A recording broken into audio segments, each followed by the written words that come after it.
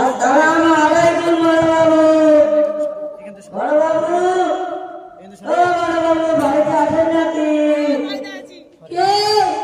ভিতরে আসুন। এই তো বড়বাবু, উকিল মশাই বলছি। ও উকিল মশাই, আসুন আসুন, ভিতরে বসুন। তা বলছি উকিল মশাই, বাড়িতে আসছেন, একটু চা পানি খান। না না বড়বাবু, ওসব ঝামেলা করতে হবে না। উকিল মশাই, কি যে বলেন? বড়বাবু বাড়িতে আসছেন, একটু চা পানি না খেলে হয়? ঠিক আছে বড়বাবু, আপনি যখন এত করে বলছেন তাহলে তাই হোক। বলছিলাম কি বড়বাবু, আপনি নাকি আমাকে ডেকে পাঠিয়েছেন, তা বলুন ব্যাপারটা কি? উকিল মশাই, ছেলে তো আমার একটা, তাকে উচ্চশিক্ষায় শিক্ষিত করেছি, সরকারি চাকরিও করে, তাই ছেলের বিবাহের জন্য একটা মেয়ে দরকার। ও বুঝেছি। বলছিলাম কি বড়বাবু, কেমন মেয়ে দরকার বলুন? যেহেতু ছেলে সরকারি চাকরি করে, তাই তার কিরকম মেয়ে দরকার সেটা আপনি নিশ্চয় জানেন। আপনার বড়বাবু, আপনাকে বলতে হবে না। শিক্ষিত, লম্বা চড়া, ফসা মেয়ে লাগবে তো, ওই সব হয়ে যাবে। উনি আপনার কোনো চিন্তা করতে হবে না। বলছিলাম কি বড়বাবু, যদি কোনো দাবি দেওয়া থাকে তাহলে বলতে পারেন। না না, ছি ছি, ওসব কথা বলে আপনি জানেন না আমরা বড় পরিবারের লোক, আপনি জেনেও আমাকে দাবির কথা বলে লজ্জা দিচ্ছেন। কি বলেন বড়বাবু, মনে যদি কিছু থাকে তাহলে আমার কাছে বলতে পারবেন। এত করে বলছেন যখন উকিল মশাই, তাহলে বলি। ছেলে সরকারি চাকরির সময় 2 লক্ষ টাকা ঘুষ দিতে হয়েছিল, তাই যদি বড়বাবু আপনাকে আর বলতে হবে না, ও সব বলতে পেরেছি। আপনাকে আপনার ওই লাঠিয়ায় টাকা লাগবে তো, ও সব হয়ে যাবে। উনি আপনার কোনো চিন্তা করতে হবে না।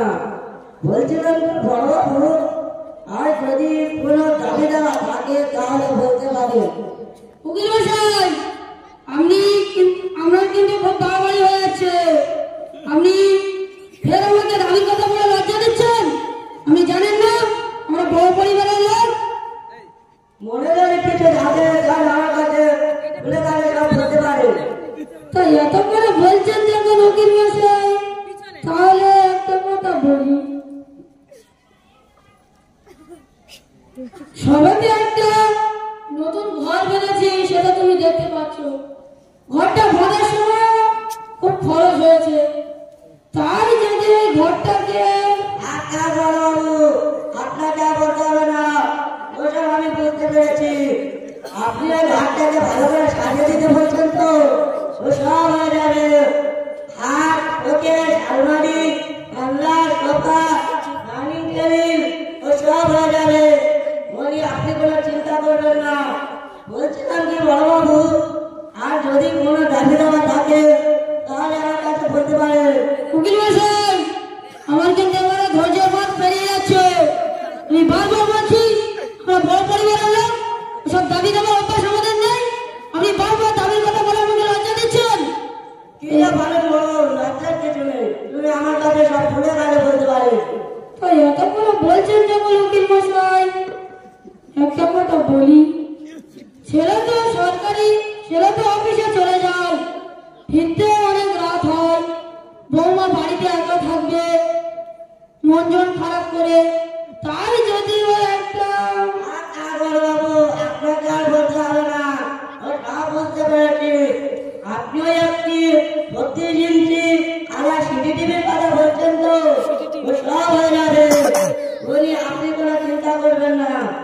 বলছিলাম যে বড়বাবু, আর যদি কোনো দাবি দেওয়া থাকে তাহলে বলতে পারেন। উকিল মশাই, আপনি বারবার আমাকে দাবির কথা বলে লজ্জা দিচ্ছেন।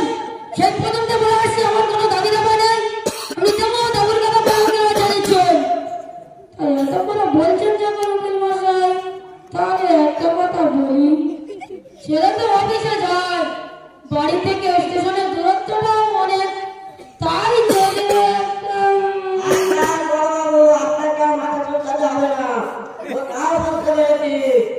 আপনি একটি ফাইটের কথা বলছেন তো সব হয়ে যাবে।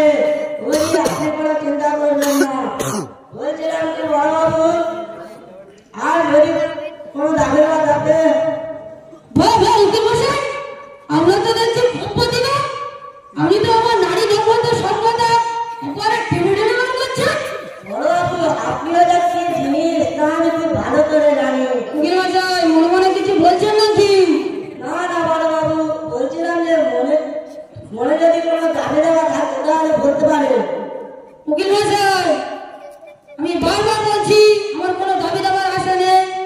সেই প্রথম থেকে আমি বলে আসছি আমার কোনো দাবি দাবা চার অভ্যাস নেই। তবু আপনি বারবার আমাকে দাবির কথা বলে লজ্জা দিচ্ছেন। তো এত করে বলছেন যখন উকিল মশাই, শেষবারের মতো একটা কথা বলি।